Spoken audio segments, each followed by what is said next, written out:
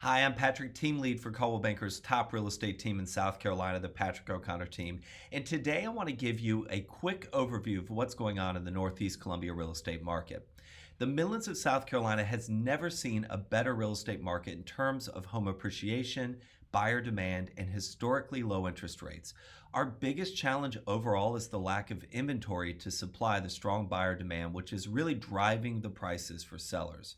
Today's January 29th, and in Northeast Columbia, there are currently 234 available homes on the market.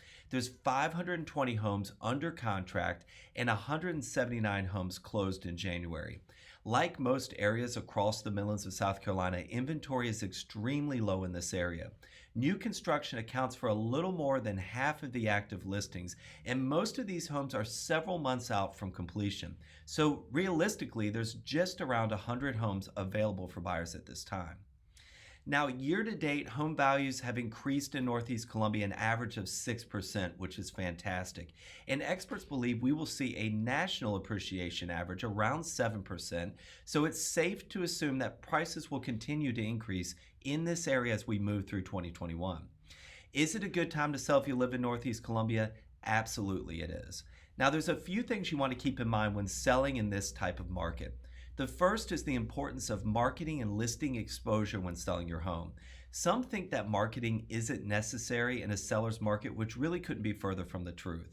Studies show that high quality marketing, professional photos, video, online and local exposure has a huge impact in the number of showings, how quickly you start to get showings when you go on the market, the number and quality of offers, and marketing ultimately impacts how aggressive buyers are willing to be when making an offer on a home. Now, buyers have a preconceived notion of value when they're searching for a home online, and I believe the goal of a listing agent should always be to create marketing that grabs the buyer's attention and exposes the home to as many people as possible in an effort to attract as many buyer opportunities and offers for the seller to choose from. Now, you also want to keep in mind the importance of managing the process from start to finish. In many ways, it has never been more challenging to close on a home. The listing agent is charged with managing the entire process with buyer's agents, appraisers, closing attorney, and the buyer's lender to make sure that you make it to closing. Luckily, there's several things an agent can do upfront to ensure the best end result. If you're buying in this market, there's also a few things to keep in mind. Number one, many of the best homes in our market are either selling the moment they hit the market, shortly after, or in many cases, even before they go on MLS.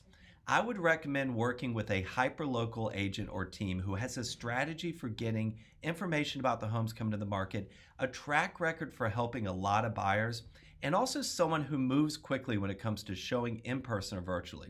Number two, now more than ever, you want to get fully approved for a loan before you even start looking.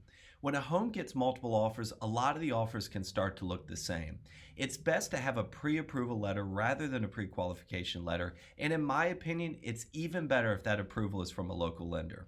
As always, if you're looking to buy or sell in our current market or just curious about how much your home is worth, I'd be happy to help. Feel free to reach out anytime.